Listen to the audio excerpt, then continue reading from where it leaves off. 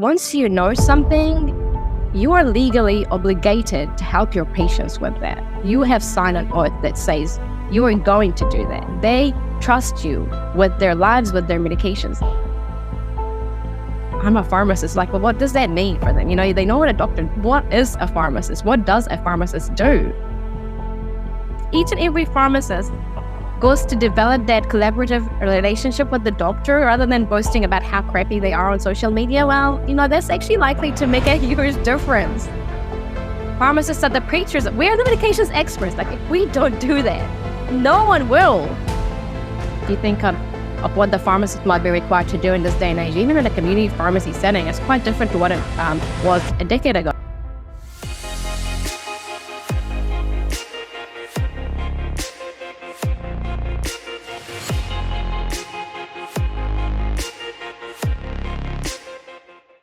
My guest today is a double award-winning pharmacist, being recognized as Community Pharmacist of the Year and the Research and Education Award winner of 2020 at the New Zealand Primary Healthcare Awards. She got accredited as a certified pharmacogeneticist in 2022, becoming the first New Zealand pharmacist to earn membership to the Clinical Pharmacogenetics Implementation Consortium in the USA, where she helps to develop pharmacogenomics guidelines for safer medication prescribing. She's pioneering the use of pharmacogenetics to optimize medication therapy for patients. She's the founder of the Australasian Precision Medicine Academy and board member at Pharmacy Council of New Zealand. With that said, Katrina Azer, thank you for joining me. Thank you so much for the opportunity, Nima. It's great to be here. Looking forward to the discussion. Likewise. So I was reading some information online. Obviously, like I mentioned, you're from New Zealand, you're in New Zealand. So I went to the New Zealand Herald and I saw an article that maybe we could speak on. The title was, Northland Pharmacists Step In as General Practitioner Appointments Wait Times Continue to Create Barriers for Patients. You're obviously in New Zealand. I'm in the USA. What does the pharmacy profession look like in New Zealand today? So we've got a small workforce. It's only 4,500 pharmacists approximately. See, the ratio of pharmacists is one pharmacist to about 8 people, and that's a best scenario. In rural pharmacy, can be quite challenging. And so, as you can imagine, with the shortage of pharmacists or so-called shortage of pharmacists, personally, I don't think it's a shortage of pharmacists per se. I think pharmacists are starting to diverge into sort of different avenues. So if we pull back all of the exact pharmacist workforce that graduates, I think we'll find we have not plenty of pharmacists, but it would certainly make the situation better, so to speak. Anyhow, so with that, we do have the challenges of us spreading a tinier workforce over the population of New Zealand, which is approximately 5 million people. So we are a small country, which is good and bad in the same time. So yeah. You mentioned like the pharmacist diversion, and right now we're at a time I feel that a lot of pharmacists are becoming innovative, trying to create opportunities for themselves. But I feel like maybe there might be too many paths being created, and it might get a little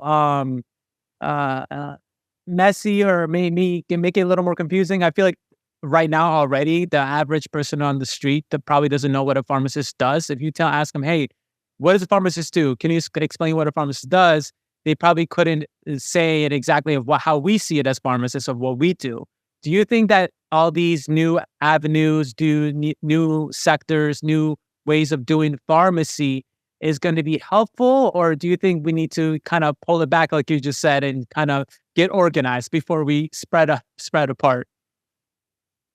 Look, I think our patients are our number one priority. Like, we are here to serve our patients. So it's important that whatever we do, we align with patient safety, with meeting patient demand.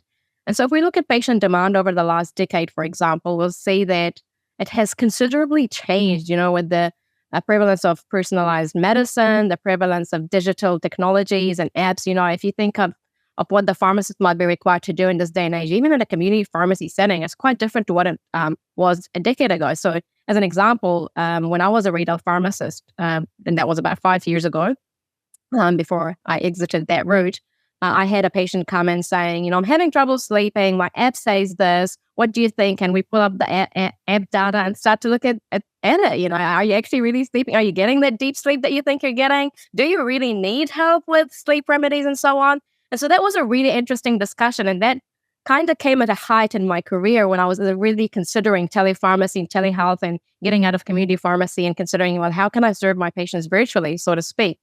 And so I think that, yes, we do need community pharmacists. Community pharmacy is the front, center, and backbone of pharmacy. We do need that patient interface. But I think within community pharmacy, we need to start diverging and, a move. And I know you see this all the time on social media. We need to move from our dispensing role to a more of advice role, a more clinical role. I think, as we've said it, and it is killed to deep on social media that we need to have robots dispensing and have AI do all that sort of thing.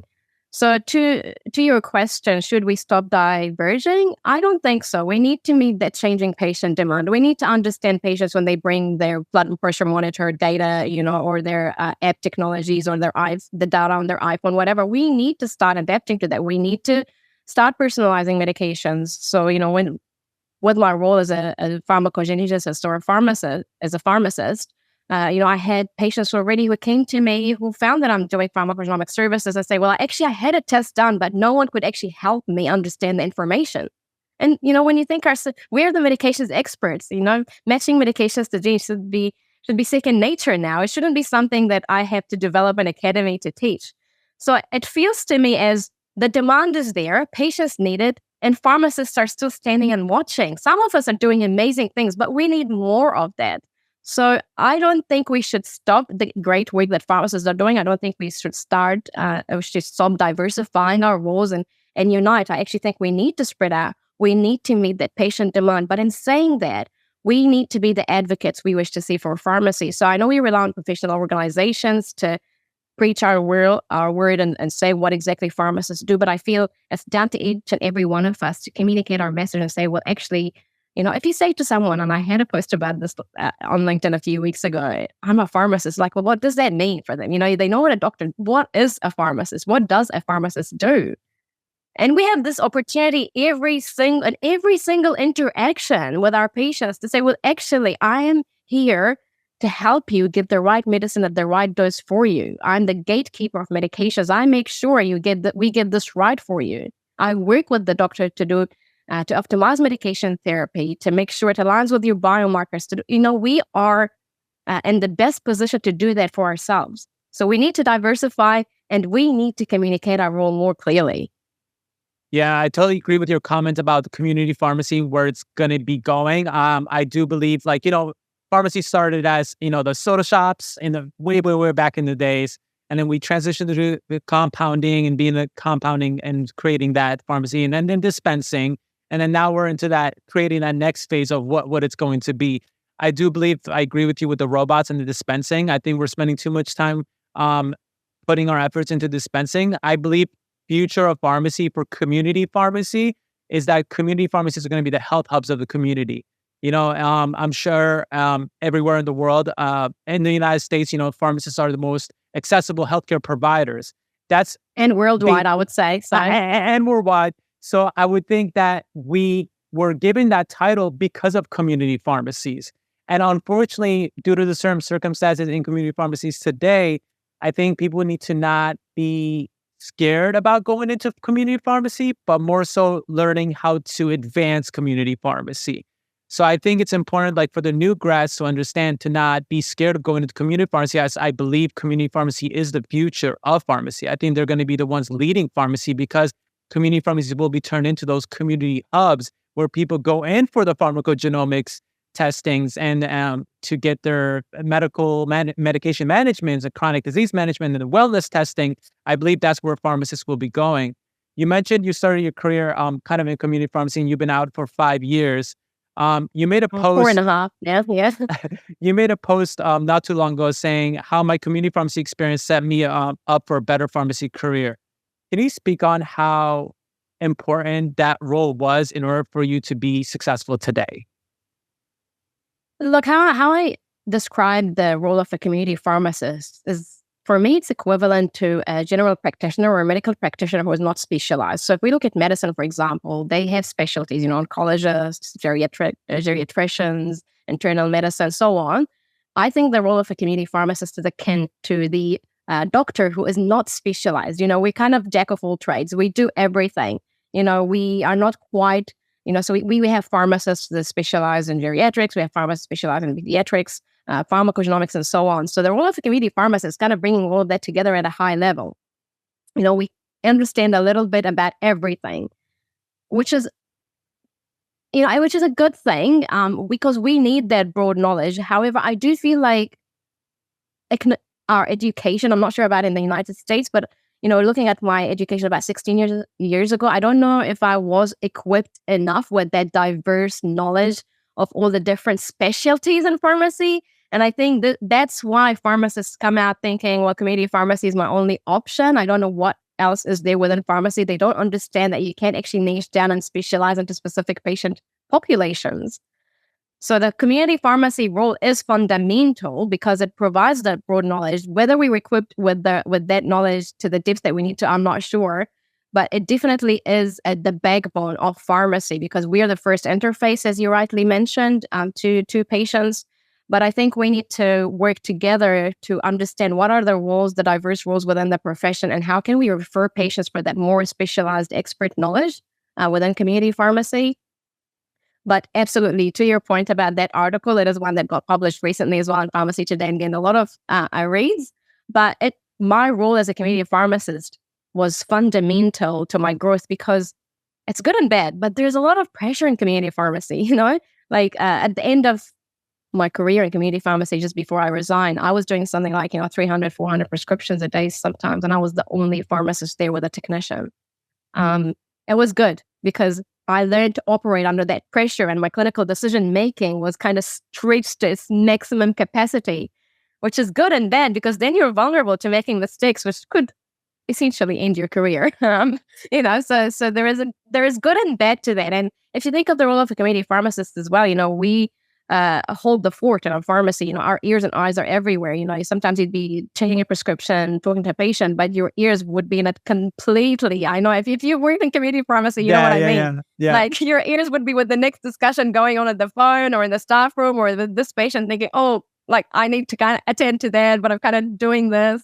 So that kind of management or that kind of overseeing of the operations of the pharmacy was fundamental in shaping my role as a leader in pharmacy, but also stretching my capacity and making me aware of the dynamics of how to operate a business and how to actually, context switching is not a good thing because your context is, there's always that sort of thing happening. And what I mean by context switching is you could be doing a task, but you are also doing another task at the same time.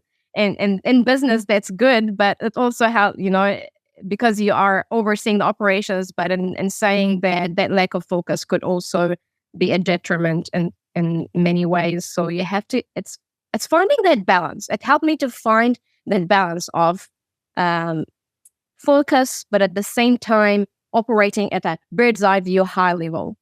Yeah. But that was fundamental to my growth to where I am today. Operating under that pressure, it felt like a pressure cooker sometimes was good because I can now, like nothing phases me in business. It's like, oh, well, that's kind of nothing compared to the pressure I was operating in like 4.5 years ago. So it was good because it shaped my character, it shaped my personality to persevere, to keep going, to operate under high pressure, to meet deadlines, to, put my patient front and center, but also be aware of other challenges they're facing and other challenges in business and so on. So just about finding that balance. And that's kind of where I see, my role as a community pharmacist, and that's how it shaped my career. And if each and every community pharmacist looks at their role this way, I think it would be very beneficial for the entire industry. Because as much as I feel guilty sometimes that I left community pharmacy, but I feel like I needed to do that because now I'm serving my patients in a different way, and I'm kind of bringing community pharmacists along the journey. So right now in the academy, I have community pharmacists who have enrolled in the program who are providing pharmacogenomics tests, as frontline healthcare practitioners. So that was really important in shaping my career and helping me bring that profession along. So the role of the community pharmacist is really essential. It's essential to have that broad knowledge and be able to refer patients to this specialized pharmacist where necessary. So yeah. It's funny. I was on social media and I saw there was a video of a guy interviewing on the street, this guy, and he was a doctor, and he was like, "Would you ever tell you like your son to go to become a doctor?" And he's like, "No." And then he asked him why, and he said because medicine is not like how it used to be. It was a lot of patient care and patient centered. And he's like, I spend more time dealing with insurance and like how these issues, Bureaucracy. yeah, all these issues than dealing with patients. And when I think of pharmacists and community pharmacy, when I used to work at community pharmacy, the relationship you have with the patients, I mean, you really got to know them. They got to know you. They came in, they're like, "Hey, Nima, how's it going? It's been a long time. How's the family? How's this?" Like, and it's like that relationship that you build with a patient as a community pharmacist is so valuable that I think the other professions are losing that lack of touch with the patients, where the community pharmacist is really strengthening that relationship with the patient. And I think that's where we will be able to see the results later on as the community pharmacy transitions to seeing that powerful like come into effect and really showcase itself, that value of pharmacist-patient relationship and that face-to-face, seeing them every once a week, once a month, once every 3 months, still more than you see your general practitioner. You probably see a general practitioner once a year for a blood test, and that's it. So Absolutely. That connection is important. And it's like we have a golden opportunity, so to speak, in this respect, because we are frontline health practitioners. Patients have really good trust and faith in our capability, and they come to us first. So it's kind of like, how do we capitalize on that opportunity? Because we need to be sustainable, right? Community pharmacy sector is not sustainable at the moment, which is why, it's stretched. We do need to have those conversations and connections with our patients, but it's like, well, we need to think about how can we make this more sustainable? Because, our clinical knowledge is not reimbursed. We're still operating in a largely output based system, which reimburses the product and not the advice, which is probably why healthcare is really where it is now. Because, if we focus more on the clinical part of the knowledge, the connection with the patient, understanding where the patient is coming from, having those conversations, implementing motivational interviewing strategies and so on. If we reimburse that part of pharmacy, I can tell you, we're going to have a totally different healthcare system to what we have now, because patients are actually going to understand their medications. They're going to be adherent, not because they're forced into taking the medications, but because they actually understand why they need to take the medications. Because, that is a large part of healthcare. Patients don't take medications as they're meant to for various reasons. They end up in hospital again. And that part of pharmacy is not reimbursed. So it's like, how can we capitalize on those connections to provide for our patients services that align with healthcare goals, but with our goals too, to be sustainable? That's true. You serve as the Pharmacy Council on the Pharmacy Council of New Zealand. You spoke about the pharmacy education. I believe New Zealand, in New Zealand, it's a little different education than in the United States. In the United States, we earn a Doctor of Pharmacy degree. I believe you guys are doing a Bachelor's of Pharmacy. A bachelor's, correct? Yes. Correct. Mm-hmm. Has the conversation ever come up with the council or anything of going the route of the Doctor of Pharmacy degree and offering that for the New Zealand? And I believe Australia is also a Bachelor of Pharmacy. Yes. Look, it's a really early on conversation. We have looked at international models, and it is something that we are, we have considered in the past. The conversation is kind of taking a bit of a deep dive at the moment as priorities come, but it is something that I can't speak to for sure. But it is definitely a thought that is out there in the sector. It is a Doctor of Pharmacy. We know we have a university at the moment that's actually offering a master's route to students who are like, coming from biomedicine or biomedical sciences or nurses, and they can enroll in that. So this is the first university of its kind in New Zealand. It's in Waikato up north in the North Island, and they're offering a master's of pharmacy degree rather than a BPharm. So that is happening. So it will be interesting to know what feedback they get from students and the level of graduates that are coming out compared to what we have in the existing market. So that's kind of, I see this as an experiment in the North Island with that university. They're only accepting like 30 students a year, so it's a very small cohort. So it will be interesting to see what is the byproduct of that type of education, and then maybe other universities might jump on board. It's definitely something up to the universities. We are here to, as a council, we set the competence standards for practice. We say what pharmacists can and can't do, but educators, it's down to up to them to take those competence standards and translate them into a curriculum that meets patient demand while staying, close to the competence standards or adhering to the competence standards as well. So educators have actually a huge opportunity to innovate with education. But sometimes I feel as though there's, sometimes a disconnect between education and real world pharmacy practice. And I know a lot of people don't like me saying this, but perhaps I'm outdated because, I completed my education 16 years ago. I'm sure it has come a long way since, I hope. But if we look at, digital technologies and the advancements in pharmacy, these are still not covered in some curricula. If you look at pharmacogenomics, the reason I developed an academy is because that's not, provided to the depth and that it needs to be. Or even different pharmacy specialties. We don't have programs that focus on getting a specialized degree in geriatrics or getting a specialized degree in pediatrics, whatever it may be. We do have board certifications, and these are great. You've got them in the United States, but you're probably the only country that really does that.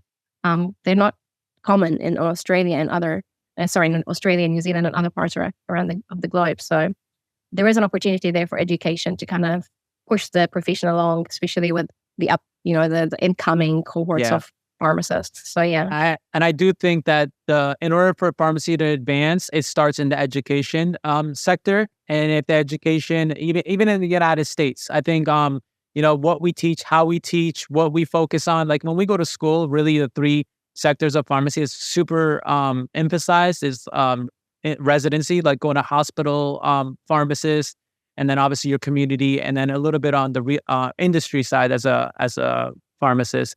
But those are the three ones that they really focus on. But there's like so many things. Like I think I never really understood what a consultant pharmacist was when I was in school. And today I practice as a consultant pharmacist, and I never knew about that. And when I was in school, and I never knew like what they did, what their role was in a long-term care facility or anything like that. So I think I agree with you that it all starts with within the school system in order for it to move forward. Pharmacogenomics, obviously, the queen of pharmacogenomics, not only in New Zealand, but you were one of the first, ones to jump on it as a pharmacist, obviously in New Zealand and the world, I would say. Where do you see the pharmacist's role going within this niche? And how did you come across this niche to really go ahead and just take it over? I guess I'll start with your second question first, because that's kind of fundamental to where my career has landed in pharmacogenomics right now. So I had a patient experience, and this was like at the heart of the pandemic, where I suffered kidney stones. And I'm not sure if you're aware how painful renal stones could really be. I've been through labor and I've had renal stones. I can tell you the pain is just horrific. And so naturally they put you on opioids and painkiller medication, but the opioids weren't working for me. So, codeine and the like, it just wasn't touching the pain, and I was like, but this is not working. I need higher doses. And so I got a bit of stigma out of that, like, are you even drug addict? Why do you need such high doses? And it's like, you get all the side effects, but I wasn't getting the desired therapeutic effect to subside my pain. And, that was a very emotional roller coaster for me. As a pharmacist, I'm like, but I know these drugs are meant to provide, sufficient pain relief. I'm not a drug addict. I had all these self-sabotaging, gaslighting. I was gaslighting myself, telling myself, I'm not okay. Like, maybe I'm going crazy. This is not working.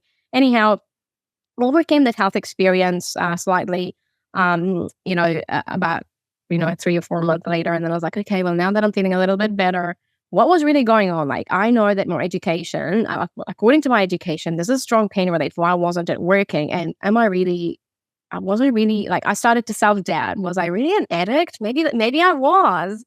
Like, maybe that's why I was seeking such high doses. So I had all these questions that were racing in my mind. I was like, I need to go to the bottom of this. So, I read about it on Dr. Google, which is great. Can be very helpful at times. And I was like, okay, well, what does a response to opiates involve? And, is there variation in response between patients? And what are the reasons for this variation? So the more I dug into it, the more I found that genetics plays a role in drug response. And it is not something that I can recall learning about at university. Maybe they do now, but I can honestly swear it's not something that I can remember coming across at university. Maybe it was just transiently covered.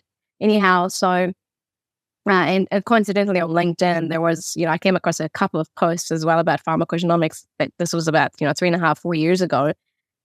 And I was like, okay, well, maybe I need to know, like, how do I get a test, and how do I interpret a test, and what does it mean, and what do the results mean? So I was like, did a little bit of searching to and fro, and found a company in the United States that was happy to send me a test kit. And they sent a test kit, sent it back with a check swab, and lo and behold, it was like about a month or a month and a half later that I got the results back, and it said that I was an inefficient metabolizer of CYP2D6, so I wasn't converting codeine efficiently to turn it into the active morphine. And that when I was like, oh my God, like all this time I was gaslighting myself, telling myself I wasn't okay. I was a drug seeker, and all these healthcare professionals were looking at me and judging me because I'm a pharmacist and I'm not meant to seek high doses of opioids. And I was thinking, oh my God, all those patients in my own career that came to the pharmacy, and I just labeled them as addicts or seekers, but there could have been another reason why they were needing higher doses of drugs, or drugs weren't working for them, like a reason that just didn't exist in my horizon. And I felt so ashamed of myself. Like, how did I not know this earlier? And so there is that whole thing in healthcare, which I think pharmacists and healthcare practitioners sometimes in general miss. It's that once you know something, you are legally obligated to help your patients with that. You have signed an oath that says you are going to do that. They trust you with their lives, with their medications. So for me, it was that ethical barriers was like, I can't unknow this. And now that I know it, I need to help people who are facing these challenges in healthcare as well.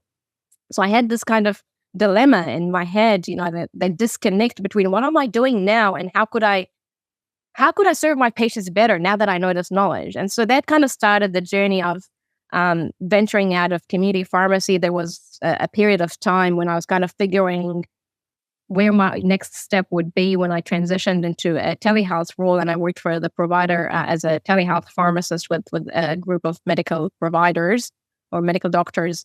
And in that time, I was also exploring the whole pharmacogenomics avenue. How can I bring this to New Zealand, or how can I, not just in New Zealand, as you can see now, I work globally with pharmacists in about 7 or 8 different countries. But how could I make this commonplace knowledge? How can I raise awareness of this as a tool that pharmacists can use to optimize medication outcomes?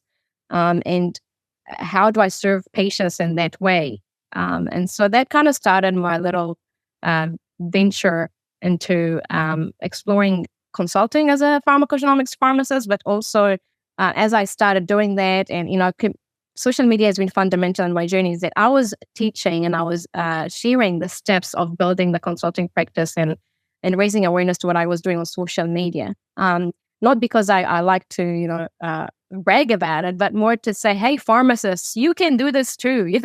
Like I felt obligated to share the journey. And that's always part of me. That's always part of how I work, is I like to make my work transparent and empower the profession. As a leader, I like to be an example for people who want to do the same thing. And so that led into the Australian Precision Medicine Academy. I had pharmacists reaching out saying, how can we do this too? So I was like, okay, well, maybe I can try this with a small group of pharmacists. And this was earlier in the year that Australian Precision Medicine Academy only launched, I think, in January this year. So it's only been 1 year old. And then I started teaching pharmacists how to bring that to their practice as well. That started my business and as an educator in the Australian Precision Medicine Academy, and bringing it to my patients. So I did have a clinic day when I just see a very small number of patients. I kind of had to balance between all the rules and all the stuff that I'm doing with social media and podcasting and writing and so on. But that's pretty much how I kind of entered the world of pharmacogenomics about 3 years ago, when I started my own practice and kind of trialed that with reaching out to GPs and local providers and working on collaborations, and then taking all of that knowledge, which I documented step by step, like the journey. I wrote everything down because I knew I had to take this to a high level to make it mainstream practice, to raise awareness. And I had in mind that I wanted to be the preacher of this, but how could I do that effectively? So early on in the journey, I documented all the steps, and that's what I teach pharmacists now inside the academy. How can you bring this to your practice as well, safely and effectively, to serve your patients? Now, I've forgotten what your second question was. So pharmacogenomics, pharmacists. It makes sense for pharmacists to be the leaders in pharmacogenomics. Where do you see pharmacists' role going in pharmacogenomics in like 10, 20, 15 years? Where do you see the role advancing of pharmacists within the sector? Look, I think that every pharmacist eventually, like you say, in 20 years will hopefully know what pharmacogenomics is and will be providing testing to their patients. I think we're more than halfway there. I think 20 years is too far away. I think it's actually a couple of years. Like I'm doing it right now, like I've already trained. Exactly. Pharmacists like this year. So and a lot of them are bringing it to their practices. Some are facing some challenges, with collaborations and so on. But this is why inside the academy, I actively coach people into the process and I deal with the challenges hands-on. It's like, well, this is what you need to go back and say to the doctor or whatever. Anyhow, this is already happening. I see it as mainstream practice. Hopefully 5 years from now, a lot of pharmacists are already aware of this. And, we are, as you said, we're frontline healthcare providers, but there's often pharmacists who get patients coming back with their bag of medication saying, I can't take these. They're not working for me. Like, okay, so why are they not working for you? Well, why don't we try this? I'm not saying pharmacogenomics obviously applies to all medications. There is about 25 plus established guidelines and 100 or so drugs that we can apply pharmacogenomics to with various guidelines. But at least there are some there's some data and evidence for some drugs that says, well, actually there is a genetic component to response with the certain group of patients. So the knowledge is kind of building up with pharmacogenomics, but there are established guidelines for some drugs, and they're ones that we see in practice every day. If you think about metoprolol, warfarin, codeine, and NSAIDs, some antiemetics.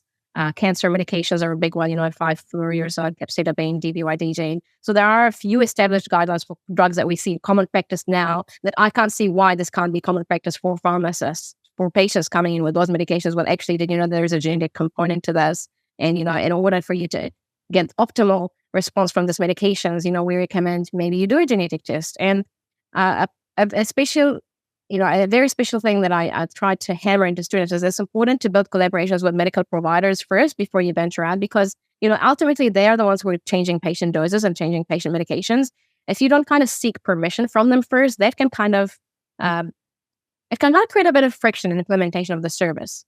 So as pharmacists, venture out into all these, not just pharmacogenomics, clinical services in general, that kind of becomes a threat to some medical practitioners. And I think there is a huge element in our profession of there is an uncommon ground when it comes to doctors and pharmacists. We're all not on the same page all the time. And I think we do need to build trust in our services and our capacity to optimize medications. And I hope that, with like we said earlier, education, that this is something that education thinks about. How can we teach collaboration and practice? Because collaboration is fundamental to the scaling of pharmacogenomics. It's very important. Like, we need doctors to believe in this, to implement it, to action the results. We can make recommendations. Ultimately, it is the prescriber who changes the doses. Unless you're in one of those countries where they have pharmacist prescribers. We've got some here in New Zealand, pharmacist prescriber pathway. Their UK does as well.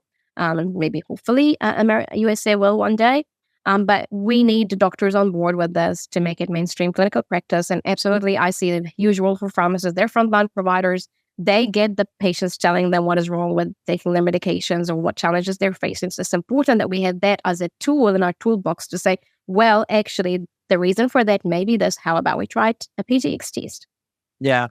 So pharmacists are the preachers. We are the medications experts. Like, if we don't do that, no one will. But I think we need to understand that that's our role. And on LinkedIn, I feel like some pharmacists approach it a little different. Maybe it's because it's being written, that it's being read in a harsh way, that if I was a physician, I could understand why they would be against it. Like, a lot of pharmacists speaking about, how pharmacists should be able to diagnose and prescribe and all of this. And I think we need to understand where our role is. And I think we need to not try to expand our role so much. What I mean by that is, I think we need to niche down, we need to expand, but niche down. If it's that fine balance, because if you expand too much, then then you become a physician. If you expand too much, then you become a physician. Like, we need to understand, it's like you said, it's a team effort, and we need to play as a team. And when you're driving, when you're on a plane, there's a captain and a co-pilot. When you're on a boat, there's a captain, and, and then the co-captain. So you can't both be captains. There's no two, you can't both be the main pilot on a plane. Someone has to be the co-pilot. And I see that's where the pharmacist comes through. The pilot is the prescriber. That's the one that diagnoses the patient. And then the pharmacist is the co-pilot, which manages their medications and manages the patient's health. And I think we need to have that understanding. And then our approach will be a little different. And I think prescribers will be a lot more approachable and be able to bring us on board to be able to work in a team effort. What are your thoughts about that? Look, absolutely. And I think there is a fundamental piece here about communication, which is not something I learned at university. How do you make that first interaction with the prescriber effective? Because that's the first impression. And I think we are kind of in attack mode at the moment, and that only makes things worse. If you think by human nature, if I tell you, hey, you're wrong, you're not likely to like me very much. So I think effective communication is really important. I have a marketer in me and a persuasive communication and a writer as well. So that marketing and writing component is a hat that I wear. It's like, well, how do I communicate my point to the person in front of me in a way that shows understanding and empathy and brings them along the journey with me, rather than making them feel, I'm here to take your job. Let's make this clear, because this is how we're coming across, and it's intimidating. And we know we're not serving ourselves when we communicate in that way. If each and every pharmacist goes to develop that collaborative relationship with the doctor rather than boasting about how crappy they are on social media, well, that's actually likely to make a huge difference. Social media can be a great mediator. It can be a great catalyst for taking good work further. But we need to be mindful that everything you write and say is out there. You might be shooting yourself in the foot as a healthcare organization, as a society, for whatever it is that you say. We need to pay attention to what we put out there in our statements and the way we communicate. In fact, every statement that is released by an organization should have a persuasive communicator or someone who is experienced in negotiation skills reading it, because it has the power to make or break our profession. If you come out in a statement in an attacking mode saying, you say this about us, well, this isn't true because this is what we are allowed to do under our scope of practice. Well, that's just not going to help anyone, Exactly. We're like, it's like children. It's like children in a high end. It's like children on the playground, effectively. We really need to start bringing in the communication piece in our practice. How do we communicate effectively? How do you persuade community effectively? How do we negotiate effectively to reach common ground? And this is something that also our sector might not be doing. I don't want to be the one saying they're not doing it effectively, but I just wonder if it's being done effectively. Seeing a policy people, dealing with people from the policy sector and healthcare policy and Ministry of Health and so on. Sometimes I wonder, what level of collaboration is there? What level of understanding? How do they, with healthcare policy, how do we shape policy? How do we work together to shape policy? How do we communicate what we need effectively so that we align with what it is that they need for the healthcare sector? The problem with pharmacists is we often say, we want reimbursements for this. We want reimbursements for that. This is what we want to do in pharmacy. And you need to pay us for it, by the way. Well, this is not how healthcare policy works. We need to think, what are their priorities in healthcare? At a Ministry of Health level, at a high level policy, what are the policies of the healthcare sector? What are the priorities right now? And how can we as a profession align with this? So when we approach these conversations with policymakers, we need to be mindful. How can I help you get what you want with my skills? Not this is what I want, which is often how, and look, even with me, I have this, I speak this way because this is stuff that took me 5 years to learn. I've got a whole library of marketing books right now. This is like my hobby. I read marketing, and the more I read about it, the more that I think, gosh, our sector could really do with some of this stuff, because we don't market ourselves very well. We don't market our services very well. We don't communicate our message very well. We're always in defense mode because we think, we're not enough. So And so that communication piece is vital if we want to progress as a profession and learn to collaborate with other healthcare providers. Yeah, I think you took the words exactly out of my mouth. I agree with 100% of everything you just said. Like we said in the beginning, like pharmacists are already misunderstood. So the fact that you come out and speak like this and approach it this way, you're just making us more misunderstood. Like people are already having a hard time understanding what pharmacists do, and you do this, and it's just going to make it worse. And we just are not moving forward, and we're just moving backwards. And they have our best interests at heart. It's just about the how of getting that message out. The how is so important. It's more important than the what. We know the what.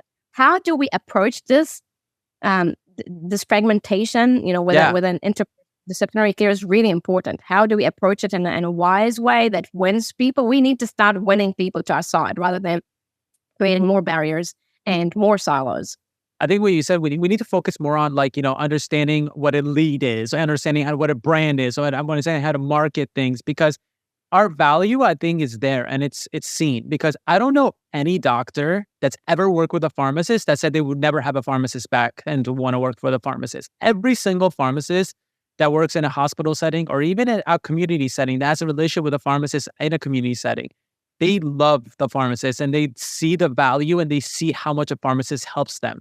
So I think we're to the point where the value of pharmacists is being recognized. We just really need to understand how to, again, brand ourselves, communicate, talk, and everything that you just said. But I also believe that not everyone understands that sector. I think it takes a certain type of person to really understand marketing, branding, and all that. And maybe not everyone's built for that. So I'm hoping the new generation, the things that they teach them, going back to the education, what they teach you in the schools and what they focus on, can really focus on those things to try to shape and advance the pharmacy as we move forward. We're not that old, so hopefully we're going to still be able to see it. We'll see it happens, but we need to have it started in the education side.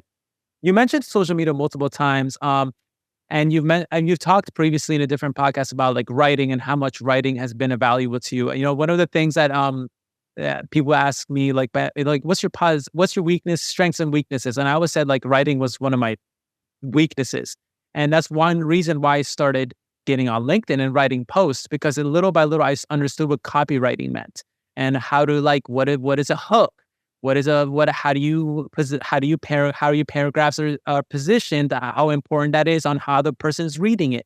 And I got to give a shout out to my friend Chris Rudin, who taught me all this stuff.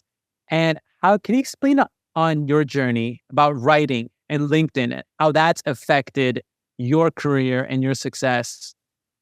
Oh, look, without LinkedIn, I literally wouldn't be here right now. I believe it.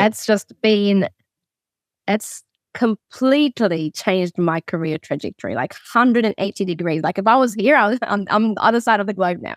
So yeah, it's just been a fundamental part of my journey. And look, I think I had that writer within me since my school days. I just nobody saw it in me. And so I didn't see it as a strength. So I recall, when I look back on my writing journey and I'm like, well, when did it really start? And I can recall a few of the essays I wrote when I was year 9 that got great marks, that I used to get compliments from my English teacher saying, oh, this is really good. This was the top essay, a few flying colors. I did really well in bursary and in high school in English.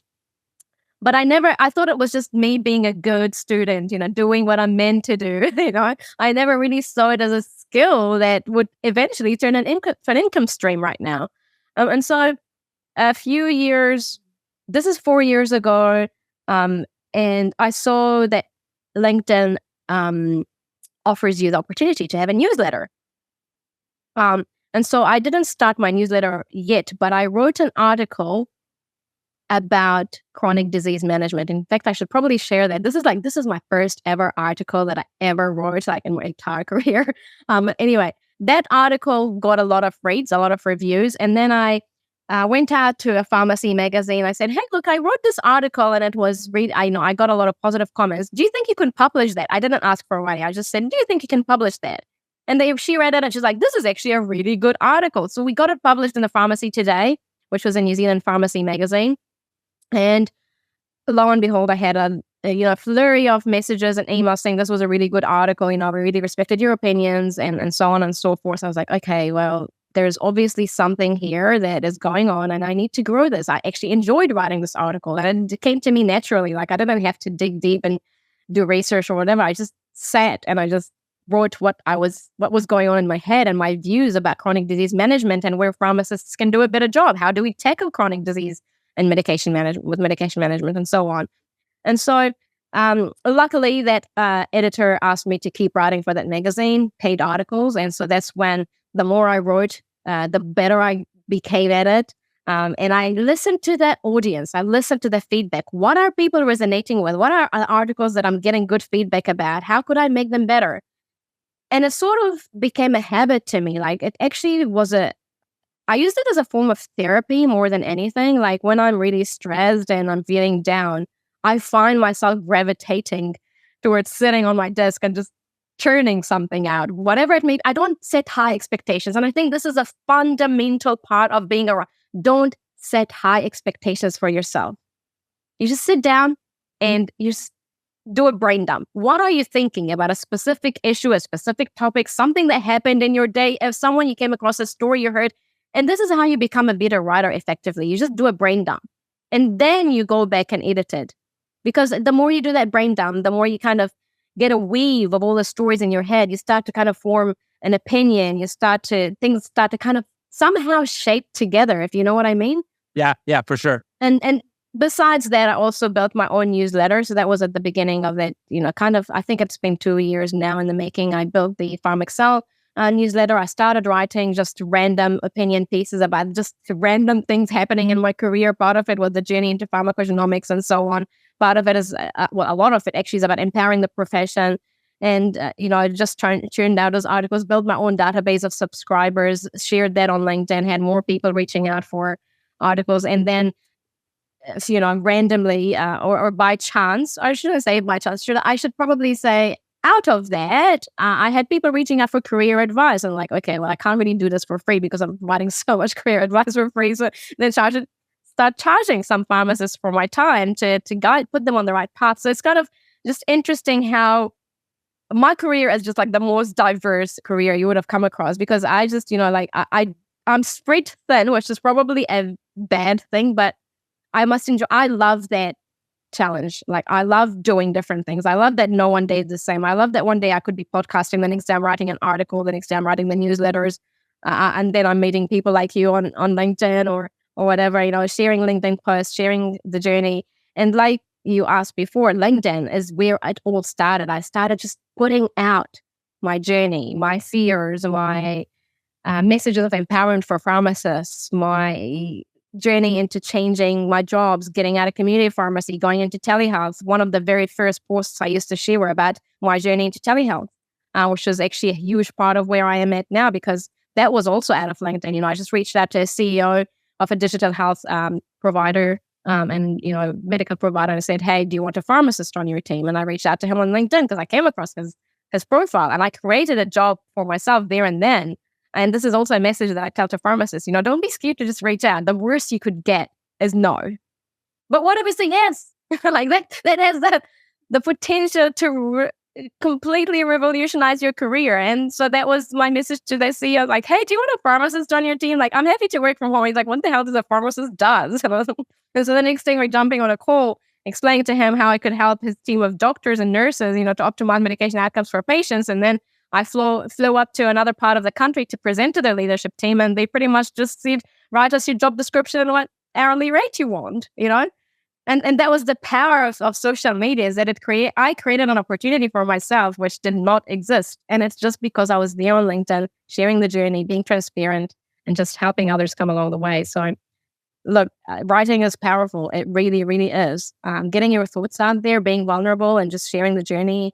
Being a leader that, we talk about change in the industry, but, we are the change that we wish to see in the industry before we change anybody else.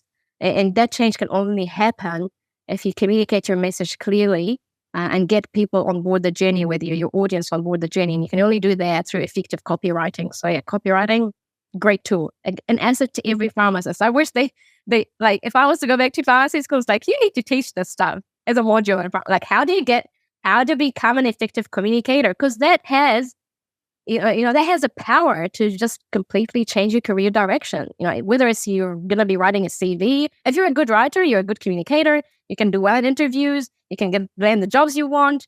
You can change people, get them on the journey because you're an effective communicator. Writing is communicating. Yeah, I think one thing, like English is my second language, so that's why I always say the writing was my weakness. That's my third. Why, wow. What are the other, what languages do you speak? So I speak, I'm originally of Egyptian ethnicity, so I've never lived in Asia, but this is where originally I come from. But Arabic is my first language, and my Aboriginal language is Coptic. So I'm a Christian Egyptian, so I do read and write Coptic. And then English is my third language, and then I speak a bit of Māori, which is the Aboriginal language of New Zealand, and a few bits of other languages here and there. But yeah, nice, awesome. And I think that's part of why writing is a strength. I think the brain's capacity to become a better bilingual or multilingual person is better when you speak multiple languages. Like the wiring is already set. So. I think one thing you said in your answer right there was like when you reached out to the CEO and the CEO reached out and then they contacted you back and people were like, how did you get this job? And you're like, oh, I just sent the email or I just sent this. And I think I've been podcasting since 2018 and, I've had many of great guests, many like well-known people. I had the Surgeon General of Florida on. I had a Nobel Prize laureate, Dr. Barry Marshall from Australia on. And I remember when I was doing my residency interviews, they were like, how were you able to sit down with these people? And I'm like, I just sent an email. They're like, no, there's no way. I'm like, yes, I literally just sat down. I sent an email, a proper email, gave my value and what I can provide for them. It goes back to, again, how pharmacists me speaking. I wasn't asking them like, hey, come.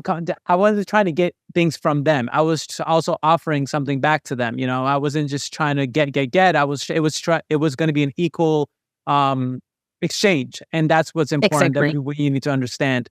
What is that one pivotal moment in your career that shaped your leadership approach? Because leadership, your leadership approach changes out throughout your career. I believe how your leadership approach and thoughts were 20 years ago is not how they are today, or how they were 10 years ago. What was that pivotal moment in your career that you saw that big shift in your leadership approach? I guess, so you're not saying how I got into leadership, it's more how... Like, what was that moment where you just were like, it just made you made a big shift in your approach, in your career? Was it a moment? Was it a situation that happened? Was it a conversation you had with yourself? Was it something you encountered? Was it someone you spoke with? Was it a mentor that gave you an advice and then you just took it and you saw the big change? What was that pivotal moment that really shaped and changed and made you who you are today? Yeah, look, I think it wasn't one moment, but it was my frustration with pharmacy, like collectively. Like, I just felt like I'm a doer, I'm not a talker. So and it can be good and bad, because sometimes I do things with that thinking. Like when I resigned out of community pharmacy, which is really bad, I did not have any backup plans, zero. Just overnight, I was like, I'm over this. I can't do it anymore. These 45-hour weeks with kids, just can't do it. And so it was collectively how I just saw that pharmacists graduate with so much knowledge, so much skill, and yet we're here just at the counter, just counting these pills. For me, it was just like, there is this great disconnect. Like, this can't be what a pharmacist's life constitutes, because this is not what they told me in university. And so, like, I think there was also an element of, I was a really good pharmacist in my younger years, and I think that the moment that shaped my career as a leader and made me realize, what my leadership approach would be and everything was, and I think I shared this on LinkedIn a few weeks ago. It was a post that got like 1,500 likes or engagements, and it was a moment when we had a drug seeker coming into the pharmacy. Prescription wasn't real, and I didn't want to dispense it. My boss was like, no, you're going to have to just do whatever you're told. You just need to put your head down and dispense. I was like, but this isn't a real prescription. It's a forced prescription. Anyway, the conversation went escalated, reached to the patient, got the police involved. It was a forced prescription. But it was that moment that I was like, hey, I'm a good pharmacist. What the hell? Why am I not why am I being told just to put my head down and just obey, and to just follow rules that aren't even like correct? Like that guy, like he was my boss and he's telling me to do something that I didn't feel was right. It turns out actually in my career, as my career progressed, that same person was the one who provided a recommendation for me to sit on the professional conduct committee, which is a committee that kind of investigates competence complaints against pharmacists, because he saw that I was doing my job so well, so effectively. And so that was my first ever leadership kind of role. Like I sat at the committee within the pharmacy council that investigates those complaints. And so as I heard from pharmacists and investigated cases, of complaints against pharmacists and what is involved and how pharmacists come to make an error and a mistake, I saw that there is a huge role for leadership in the profession, that pharmacists are burnt out, that, they feel stuck, that they make wrong decisions when they're not in the right mental health space or mental health mindset, and all these aspects of why a pharmacist comes to make a stupid decision that eventually ends up in the demise of their profession. And that's when I kind of it confirmed or affirmed my kind of instincts and intuition and thoughts about the fact that pharmacists really need help when it comes to getting themselves out there, doing different things, strengthening their mental mindset, knowing what's out there, avoiding burnout, which is a really big thing that I talk about. And I just recorded an episode about that in my podcast. So that was a fundamental piece of how I came to be a leader. That was my first leadership role, and that's how it kind of helped shape the rest of my career. So once I got that committee role, then I became, an early career pharmacist committee within the Professional Pharmaceutical Society of New Zealand. That was an early career pharmacist group. And then that led to Pharmacy Council. And so this is how it kind of, the whole journey came about. And it was all down to just that one interaction where I proved I can do the right thing, even with pressure from people around me telling me to do the wrong thing. And I think I wrote a post about that as well. Like, don't ever be scared to do the right thing, even when it is too hard. Even when, you had your boss standing right next to you telling you, like, you got to do it this way. There is karma, life will reward you one way or another, but just do the right thing is really important. So, yeah. I think that's a great message to end it right there. I know you're busy. You have other things that you have going on over there. I know it's a morning time for you, evening time for me. So I really appreciate you taking the time to set this up. On the last words, I'm gonna leave it up to on your end. Any last words for the audience? No, look, thank you so much for the opportunity, Nima, and just a message out to any pharmacists listening to this. Look, our profession is just capable of so much. It's important that we leverage opportunities coming our way to adapt and meet patient demand, and to be the leaders we want to be, the change we want to be in the profession. But just putting communication at the forefront of our profession, we can only get the outcomes that we need with right messaging and right communication. And, those pharmacists who are building their careers, please, do use social media, but just use it the right way to get your message out there and share your journey, because that is what attracts people to you. But great. Thank you for the opportunity, Nima. It's been a pleasure to be here. Of course. Likewise. And as I always end my LinkedIn posts, future of pharmacy looks bright. Thank you, Katrina. And thank you for everyone that was tuning in.